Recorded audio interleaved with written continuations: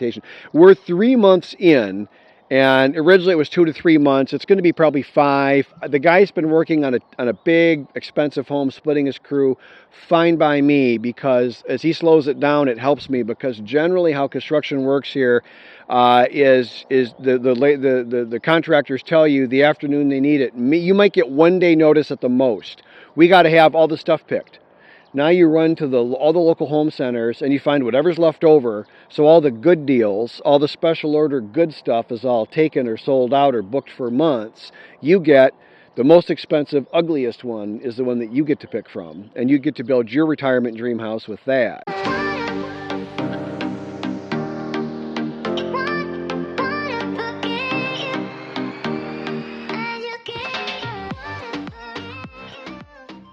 So let me try and run you through the numbers a little bit. The roof's going to be 130,000 baht.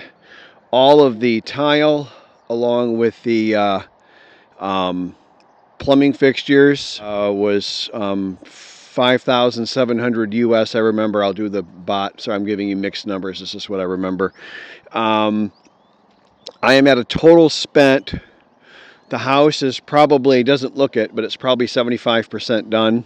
In the next couple weeks, there'll be a dramatic shift. And the next video will be, I'm probably going to make 2 more videos, and that's going to be it for this. So I've spent just a hair over 1 million baht total, and I've got roughly, if I think through it, with the windows, paint, light fixtures, miscellaneous additional things here and there to decorate it, I'll be right around 1.4 million baht total. I could see that. I'll be absolutely right in that range. The house is 147 square meters total. Keep in mind that includes the front porch and the garage. They include every square foot you can. And again, there's 3 ways that I'm aware of that basically you can build a house here. You can hire a bodysat, which is a great big company. A lot of foreign guys do that, thinking it's safer. It's, in my opinion, less safe, because you've got an obstacle now of dealing with the corporate bodysat in some big city, a big tourist city, a big Falang city, not coincidentally. And then they hire the local Chang. And then now you're not even talking to the local Chang anymore. Now you're cut out of the loop. And that's expensive. That's 30 to 50,000 baht per square meter. Then you can hire the local Chang just as a turnkey, and they'll do labor, material, full package, and that costs so much. And then, and actually, the bodysat goes up to about 75,000 baht per square meter. I correct myself. And then if you hire the Chang as a total package, that's closer to that 30,000 number. It's generally about half of the bodysat. The big corporations make a huge profit on these houses. It's in my opinion, it's an outrageous profit. I would not recommend you do that, but if you know, whatever everybody wants to do is fine by me. I know a local guy did that, and he brags about how great it was, and that's fine for him. I know he also spent 4 million baht on a house smaller than mine, so whatever. What I did is I hired a labor package from the local Chang, and I buy all my materials. Now I pick up the risk, because if I start picking expensive stuff, and I could have picked cheaper stuff, and I could have made the house smaller, and I could have absolutely kept this under 1 million baht. So for 400,000 baht, the house is a little big and a little fancy and a little overly comfortable. Getting away from some of my bohemian roots, but I'm old, and it is nice to be comfortable. And I'm going to like my hot bathtub to soak in when my back is hurting, let me tell you. So I don't really regret it. The house is a hair on the big side for me, but it's fine. It'll shrink with age like everything, and that's the way it is. Now there is a fourth, the cheapest way, which is you hire the Chang on a day rate, and that's how I built my wall. Another foreign guy that I know of, and I followed his cost and progress on Facebook in a construction group. He built an almost identical wall, and it cost him twice to go with local contractors and a fixed price and all that, where I just paid a day rate and I absorbed all risk, because if the guys worked slow that day, I paid them the same day rate. So Generally, if you've got a Thai person that you can trust, which not everyone does, most people here, most foreigners probably do not, but if you do, the day rate's a great way to go. Why didn't I do it here? Because it's a headache and it's a lot of management, and Kunpa had to go through his harvest season. Obviously, Kunpa would have been my supervisor, and he was relatively less available, and it just we got and we had this Chung they work regularly for Fawn's one uncle who seems to like us. I'll just say I think he really does, but I'm just choosing my words carefully because I don't know what somebody else is thinking. But anyway, so that's where we're at, and I'll put the drawing up on the screen again real quick so you can see it and you can freeze it and look at it if you want. But basically, and these prices don't include the wall. The wall was 400 grand on its own. That includes the stainless and the gate and all the fancy. So, I mean, when it's all done, I'll be $2 million in, and then down the road I'll do a pool, and I still want to do my 4-story steel observation tower, because who wouldn't want one of those? And so down the road it'll probably creep up to 3 million baht or something over the next 5 years, maybe, if I keep going, or maybe I'll be tired of this and I'll just shut this down. I'm only doing like a lunar landscape here, like a real barren southwestern kind of thing. I'm gonna have some cacti, a couple. I want at least one freaking palm tree because I live in the tropics, maybe 2. I don't want a lot because they're dirty and I don't want the maintenance. I want a ton of pine trees because I like pine trees, and pine trees are great. When they drop needles, they just basically mulch themselves. Pine trees are my favorite. It's like an engineer's tree. You can see this will all just be just sand, and I bought a truckload of decorative rocks, which I think show up next week, and then I'll have to buy at least one more truckload. It's $600 a truckload. And they're really pretty rocks. Hey, you got to buy deluxe rocks when you're retired. There's 2 shades of brown-orange in the wall, you can see. And the house is going to use both of those as decorative trims. And the main house itself is going to be like a dirty stone gray off-white. I love that color for construction. And the inside's going to have some of that same color. Almost all the interior floors are various tones of gray, which you'll see when we get into the interior finishes video, which will be probably the next video. And other than that, I'm having an electrician come back and put in 3 more. I'm down to only 3 more plugs that I really want to have because I want to do some decorative LED/faux neon sign type stuff. I like that kind of stuff. And I'll probably do a fridge that's like a vending machine fridge or something. I like that kind of, I don't know why I like that vibe. And the smaller garage forces a smaller, cheaper car in the future, but the Harley Davidson fits fine. So it all just sort of is what it is, and we should be living here in 2 months. That would be my expectation. We're 3 months in, and originally it was 2 to 3 months. It's going to be probably 5. The guy's been working on a big, expensive home, splitting his crew. Fine by me, because as he slows it down, it helps me, because generally how construction works here is the contractors tell you the afternoon they need it. You might get 1 day notice at the most. We got to have all the stuff picked. Now you run to all the local home centers and you find whatever's left over. So all the good deals, all the special order good stuff is all taken or sold out or booked for months. You get the most expensive, ugliest one is the one that you get to pick from, and you get to build your retirement dream house with that. And I'm kind of kidding, but I'm kind of not. I mean, that's what you get. That black trim up there is supposed to be kind of a dark honey teak brown. And you can see it's black. That's pretty different. In the end, let me check. Don't give a fuck. How's that? It's trim on the house. And I was thinking of doing a black awning over the front door, and I guess now we're going to go black. So there you have it. My art teacher said you always should have some black, and every good artwork has a black spot in it. And then I'm going to do terrace steps going up to the front. I'm going to do a lot of terracing. I'm a terrace guy. I like rectangular, rectilinear, flat, engineering mind type logical shapes in my head. So I'm going to do a bunch of rectilinear terracing, which are going to be functioning as steps, but no actual steps to the front door. You just sort of naturally walk up to it. And the house, I probably could have turned it 5 to 10 degrees more away from the setting sun. Right now it's into the rising sun. So back at the end of the wall there, my microphone right there, that I'll probably put one of those waffled either metal or block walls that wind can go through, and some sun comes through, but the whole sun can't come through, because that will create a source of unnecessary and unwelcome heat 10 or 9 months out of the year here in Thailand. So I'll probably shoulder the house against the sun a little where I didn't rotate it as much as I would have liked. And you'll say, Rob's being overly sensitive about all this feng shui crap. You know, not really.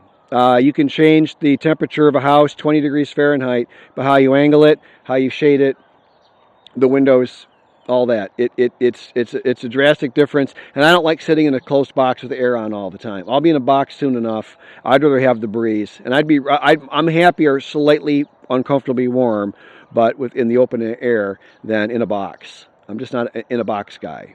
To each his own. And if I do a pool, which is 60% in favor, it'll be in front of the house, long and skinny lap pool right in front of the main house right there, and that'll be worked into the terracing. And the terracing I'm going to do is going to leave a big empty spot where a pool could fit. And then I'm going to probably look at putting weed block soil fabric down on top of all this crappy dirt, and just putting my sand on top of that and grooming sand over the fabric. One, it'll stop erosion. Soil fabric doesn't move. That's why it's called soil fabric. It does block trees and stuff from coming up underneath, so it would just block all life, all seeds, everything germinating underneath. All would be underneath that barrier. It's dead. I want I like a sterile landscape. Maybe that's odd, but that's what I like. So the ultimate loner house, how's that? So that's it. But I've calmed down. It's been emotionally a lot less draining the last month or so. It's been a lot easier for me. This started off on a low note. I was super pissed when those footings came, when they were doing those footings and prepping the holes for the footings. I'm like, you got to be. I mean, I was so pissed. I told that story. I told Fawn, you want this? I'll give you some money. You can try and finish it on your own. I'm out. I'm going to go buy a condo and, rent a condo. Don't buy a condo, rent a condo. And again, would I recommend everybody do this? No, absolutely not. Does this make financial sense for me? Barely. I got this at a screaming deal is what you should be hearing me saying. And I'm good at this. And I designed a house that I actually like moving into because I did this for 35 years. So despite the culture and everything, and I speak the language enough, I was just barely able to communicate what I really want here. And I'm probably going to be here a total of full-time 15 years, and then half-time after that for as long as God gives me. So, and even under those relatively, what I'm going to call ideal circumstances, it's barely any kind of financial break even to build the cheapest house with the most help from the absolute most JID kindest, well-intended Thai people who are talented. It really doesn't make sense. I mean, really, you should just rent a nice condo somewhere with a pool and a gym and get yourself a girlfriend and go have a nice retirement. But I wanted to do this for various reasons that are just reasons unique to me. And if you've got those same unique to you reasons, then this might make some sense. Otherwise, I hope I provided some tawdry entertainment value while the outsider here struggled through all this ridiculousness. So here I am at the front door, looking out. There's the sunrise. That's kind of a better sunrise. And then you come standing in my big front double teak doors. That'll be a bar. That's going to be a 2-story brick wall behind the bar, and then loft style rustic wood teak shelving displaying some liquor bottles. I'm going to have like 6 bottles of liquor that'll take me years to drink. But I like the look. And then in front of and then it's a tile. The bar's concrete and tile, and then it's got a sink in it and stuff. And then in the front will just be a piece of furniture, just a piece of wood. Furniture, wood and black metal. Again, heavy industrial. It'll look kind of like a Harley-Davidson dealership in here, sort of industrial, manly, heavy, rustic, dark tones, strong tones, all that kind of stuff. There's my big wide door. I can park up my motorcycle in here some days when I want, maybe. I got to make sure the tile's set really solid, mortared really well to the floor. That sounds obvious, but most people don't do that. There's a different way you set tile to put a load on it. And then these columns, I'm noticing, this wasn't in the original plan, but these columns here are really quite pretty. And I'm going to brick these up part way, to matching brick to the wall. I think it'll look really cool, be a really strong theme. And there's my private library, and there's our bedroom. Let me just go show you through here. So, the next and last big ticket item is the windows. We're expecting that to be in the 100 to 200,000 range, and then after that, it's just buying paint and electrical fixtures and then furniture. So I should be okay. I'll just tell you guys, I've got about $500,000 baht sitting in my bank account here, and I'm intending and hoping to use that to finish the house, and then that and my just regular income, live on that for the rest of the year. I'm thinking I'm mostly financially done, pulling money out of my pension fund. So Anyways, this is my bedroom. This is what it'll look like when it's done. There's Fawn's work loft up there. There's going to be a metal stairway, industrial stairway there. Either metal, or I also told her we're going to get a quote from the lady that supplied the 3 teak doors. She was very reasonable to work with, very reliable, and her pricing was fantastic. So she hires the workers directly out of northern Thailand. They harvest the teak right there. She has full control of the process, and I didn't negotiate with her really. I think Fawn and we asked for a teeny tiny bit off or something, but basically gave her what she wanted. She was being very reasonable. And then, so here's the bedroom looking into the library and out front. This is the part of the bed where I'll be sleeping, and when I wake up in the morning, I can just catch a glimpse. This door here is gonna have some glass in it, which is unusual, but I wanted it on purpose because it sees right through my gate and right into the trees I can see the sunrise, see what status the day is as I peek my eyes open in the morning. And out this way I can see to her to her aunt's house next door. And these walls are thick and insulated, and it'll be very cool and comfortable in here. I think we'll be running the air very little. Fawn is starting to realize the natural coolness inside the home, although it's still cool season, but still the house doesn't heat up at all, and our old apartment does right now. That we may not even need air conditioning in this space. We probably will, but it'll probably just be a small one-room unit, and it'll probably cool the whole giant space. That's the intent. We'll see how accurate I am.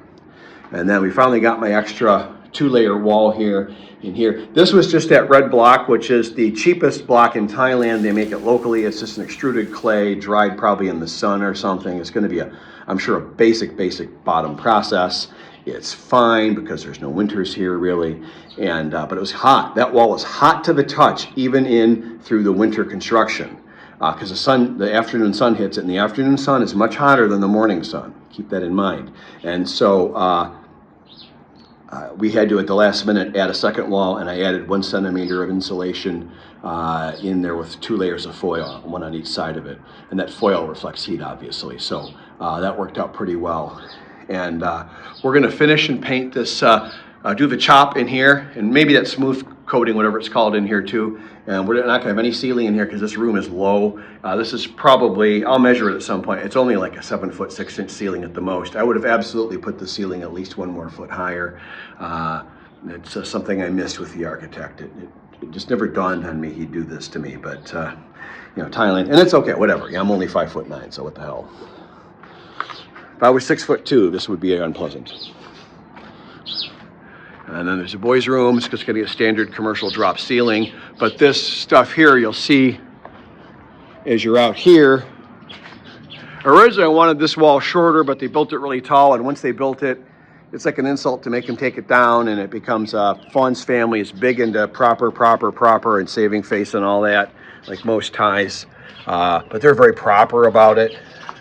And it wasn't worth having the conversation. So I just said, fuck it. Pardon the language. And then there's your kitchen. This will have 1 inch of foam on top. You'll be able to clearly see it at this height. It'll be interesting. I'll film that, obviously, when it's done. And you get this alcove here, mostly for her laundry. She cooks me scrambled eggs 1 or 2 mornings a week on the weekends. And that's about the extent of her cooking. It's really about it. But they use this red block where they can because it's the cheapest thing in Thailand. And it is stronger than the foamed block, but the foam block is strong enough. So the roof goes ordered today. I'll have to pay a deposit today. Ended up being right around $3,500. I went with the Blue Scope brand roofing, which is the most, I think, a recognized or credible brand in Thailand for metal roofing. It ended up costing about $600 or $700 more than the standard imported Chinese basic cheapest you can get metal roof, which is what most people use. I did take away the metal sandwich on the inside, so I originally had it spec'd the metal roof, sheet metal roofing, 2 inches of polyurethane foam, which is a hard foam, and it's a closed cell foam. Look that up. That's what you want here, is closed cell foam, and then a metal layer on the inside. And it got very expensive. It was getting to be maybe more like $7,000 US. So what we did is over the garage and over Fawn's kitchen, we're doing just 1 inch of foam. We deleted the metal liner everywhere, but kept the Blue Scope, which was an extra $600 or something. And it's a good compromise. On the inside, you're going to see the foam, but it's got a crinkly, wood-grained dark brown finish embedded into it, some kind of plastic mylar or something, and it'll look fine. And then you'll see behind all that, all this bright orange structure. The design theme is just going to really sound weird. And keep in mind, I'm a retired inventor, an independent small businessman my entire life, so I'm kind of a weird guy. I like weird stuff. And the theme, and it's actually a legit architectural theme for about the last 30 years or so. It's kind of a bat cave. It's just all the utility in one big open space, so kind of like a bat cave. It's not like it's supposed to be like Batman. It's the concept. Basically, clean architectural and structural and exposed stuff. I had no problem. I thought all the electrical conduit was going to be exposed because the guy kept asking what color I wanted. Then he put it in the wall. So I'm not making this up. It must be on grade or something. He wanted the yellow. I'm like, yeah, yellow's cool. Let's just do yellow. You know, I always figured I could paint it, but it's all buried in the wall now. So I don't know what the point with that was. Yeah, I don't know everything either. Well, Fawn's family has been I've mentioned many times, been really generous with their time. Her parents probably work 5-6 hours a day on the house, not physically doing the labor because we have a labor package, but supervising, getting materials, checking prices on things. While they've been doing that, now we're at almost site cleanup time. So her parents have grabbed every scrap of metal they could, cardboard boxes. They've been cutting. They spent hours yesterday cutting the little rings and the caps off of the recycling bottles and sorting all that because you get a higher price from the recycler apparently. And they're just, and that's the level of income that they work at. So all that's going on. And then while this is happening, Fawn's sister dumped her motorcycle while it was parked, praise God, damaged it somehow. I don't know how you do that when it's parked. And now it needs a repair. No one's asked me for any money, but I want to circle back with Fawn on that. And I know she needs like $200 to fix the thing. Right now she doesn't have transportation. She's back to taking the train to work. So I'll talk to Fawn about this. Maybe I volunteer to give her half, or I loan her the whole thing, or I don't know. I'm on the fence what I should do with that. I don't inherently have all the answers either. Anyway, so then back on the house. They're gonna this outer exterior chop coating goes extremely fast. So I think the whole house will be done probably within a couple of days, which will be this week. Today's only Tuesday morning right now. So here we go back here. They got the chop on two faces of the house. Looks gorgeous. The architect and I went through and did these little panels of these grooved lines, which I'm really glad that he got on the specification, and the chung that we hired, the workers we hired, are following the specification very carefully, almost kind of to a fault. If it's not on there, it's a big discussion to change it, let me tell you. But it's very pretty. There's another coating on top of this. I forget what the damn thing is called. That makes it even prettier and smoother. Anything smoother will make it more weather tight as well, but mostly it's an aesthetic coating on top to make it even smoother and imperfection free. I'm going to probably not do that. If I feel like the house needs a bit of a polish, then I might do that in my bedroom, maybe our bathroom, maybe my library. But the house in general, I want a rough look. And I've already, as I've said, gone too far with this thing. Here's Fawn's kitchen. Try and get this. They're putting on the chop, the sharp parge, which probably is named that. I'm assuming they're using a sharp mason sand. I would think they would have to, from my experience, but God only knows what they do here. Everything is so flippin' different.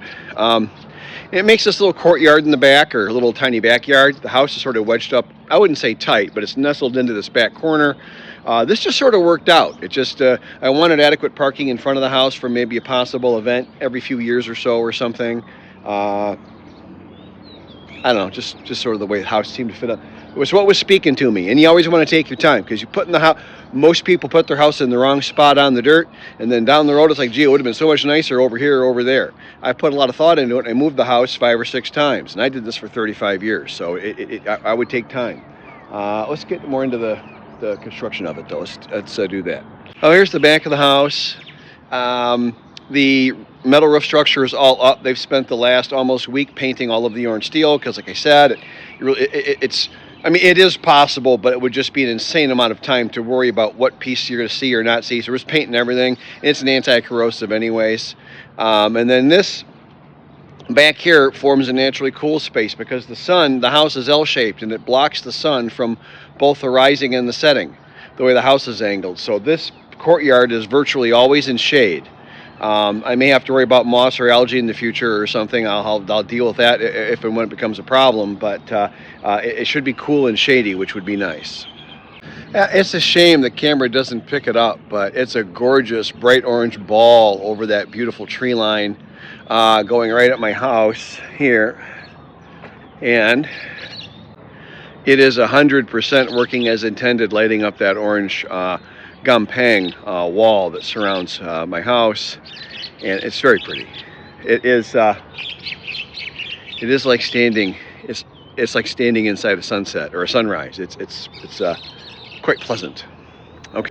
And here's the original 7 minutes of bonus footage from a prior video. Hey, quiet Sunday morning. Just me standing in front of my gate, which the stainless steel guy fixed. The steel delivery truck hit my gate. I measured every gate in the village was 3 to like 3.2 meters wide. I made mine 4.4, so I wouldn't have any problems. Freaking guy smacked my gate. He dented the shit out of the stainless. So I had the guy come out. You can't even tell. I mean, that guy's an artist with stainless steel, I'll tell you. There's all the primer, the rusty colored, I picked out the rust colored primer. So we're gonna have 2 nice big windows right here. I think no other windows up top until we maybe get up into the triangular section of the roof, maybe throw something up there, but see how much light is inside the structure as we get up. You don't want to let in too much heat, but you want it obviously bright and airy. You can see how much I like windows because that's my library. This is going to be double doors. There's the famous hallway, which I'm comfortable with. These windows are going to have minimal views. It's just views to her aunt's house next door, which again, I really get along well with her. This is the private door, which will get narrower, between my library and the bedroom. The bedroom just goes back to those blue pipes, so maybe I'll throw some dimensions on the screen, but it's a nice sized bedroom, I think. The ceiling goes way high. This is 2/3 the final height. It actually goes up from there. It's going to be honking tall. So there's the garage there. This is the living room. Big wide Harley-Davidson wide door there. In the future, I may build up an elevated garden and ultimately park my motorcycle in the living room. In shorter term, I've kind of decided to spend that money on the garage, maybe pay for a door and windows on it and enclose it, dust-proof it. Have just a nice garage. I would say man cave, but the whole house is my man cave, so I don't do that man cave shit anymore. Here's a good view of how tall that is. And again, that's the height of all the walls. That becomes the short height. The ceiling is sloped rather aggressively, so that wall goes up another 1/3, or half again as much. Sorry. Now we're on to the sheet block and the bathrooms and rooms that aren't insulated and partitions and things because it doesn't matter. It just saves a little bit of money, and the red block is actually structurally stronger. Not that we really need it. These columns are insane. I spec'd all the columns. They're way overkill, but it just gave me peace of mind that nobody could fuck this up. Sorry to say it. You never say it, but otherwise I would almost say I dare you. All right, here's the back door that Fawn wanted. We've decided to enclose this more. She wanted this enclosed more. I said, fine. Yeah, we'll keep the heat down in here, which is fair to her. She's busy. She works all the time. A good Isan girl, which she is, works very hard. They're working all the time. It's the scammers that are relaxed. I talk about that in my book. You get a girl that's relaxed, no money problems, easy breezy, doesn't work, has the newest iPhone. Gee, I wonder what she does for a living. Yeah. Boys' room is here from the bathroom forward to, that's the boys' bedroom back there. So, should be just fine. It's a good size. I don't want it insanely big. I don't need them like as adults living in here and moving their wives in and shit. Which, you know, they'd probably do if I paid for everything, right? Again, legally, all I did is I took the most bullshit minimal thing possible, but I do have a signed and witnessed by the village elder, signed by the village elder, document saying I've got exclusive right to use the property for the next 30 years or until I die, whichever comes first. Hopefully it's the 30 part. I do have the legal right to kick everybody out if they piss me off, but not that that's the intent. Why would I do that? Everything in the beginning, the basis for starting a negotiated price and all that, all 100% is based on the square meters. They go on a rate per square meter. You'll negotiate the rate, and then you can negotiate a discount off the total, et cetera, et cetera. But everything starts with the square meter rate, which is interesting because my home, as designed, I designed it myself, believe me, I understand all this, is 3 stories at the peak. I'm paying for 1 because that's the square meter. They are charging me for the loft up there, which is completely fair. So if you want a taller home and more elaborate in some detail, you don't necessarily pay a lot for that. It's the opposite of America, where labor is just a killer and the materials aren't so bad. Here it's really the opposite. Everything is based on materials. I would have used the materials a little more wisely in some ways, but in all, this isn't bad. Okay, but it's reasonable. It's eminently reasonable. I deliberately only come here once or twice a week because I don't want to aggravate myself. I work through Fawn and her dad, and there they are doing their little cooey, which is a conversation. And they're going through it. And I've been invited in, so there's something going on, so I gotta go. Okay, my pen dry. Palm through it. Anyways, my library. Would be my favorite room. And these kind of gun slot windows here were deliberately set up to not let in a lot of sunlight and a lot of... I don't like the late evening sun. I like the morning sun. I don't like the evening sun. And there's a big difference. I have a preference, and I know that. Anyways, and then again, there's my view out the front, which will be nice tree line over the rice fields, no houses, pleasant view over my wall. I designed the wall to be at a certain view height. Tent. Kun Pa set up a tent on his own. He's camping here because he's worried about people stealing the steel. It's really his idea. I never have a problem with him. He's never asked for anything. I did eventually, Kun Med did eventually ask after he's helped for a while about some things. Now, like I mentioned before, I promised 2 gold baht when this is all done. It cost me $2,000 US, or roughly. Breeze test number 1. The house is here now. I'm standing in front of the house for the first time. The structure is up to affect the wind pattern here for the first time. And I do have this nice breeze coming from the northeast in the winter, which was what I was hoping for.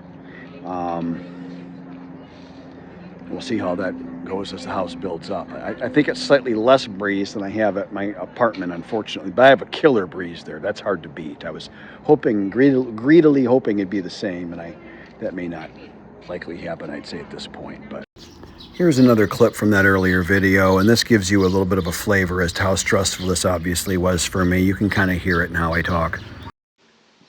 It's been extremely distracting, to put it mildly, about building a house in Thailand. It's going better than any other story about any other foreigner I've ever heard of building a house. You know, that's like saying you've had the least stressful divorce. You know, it's not quite as stressful as a divorce, but it's up there. Thank you for watching my YouTube video. If you've watched this far, please consider hitting like and subscribe.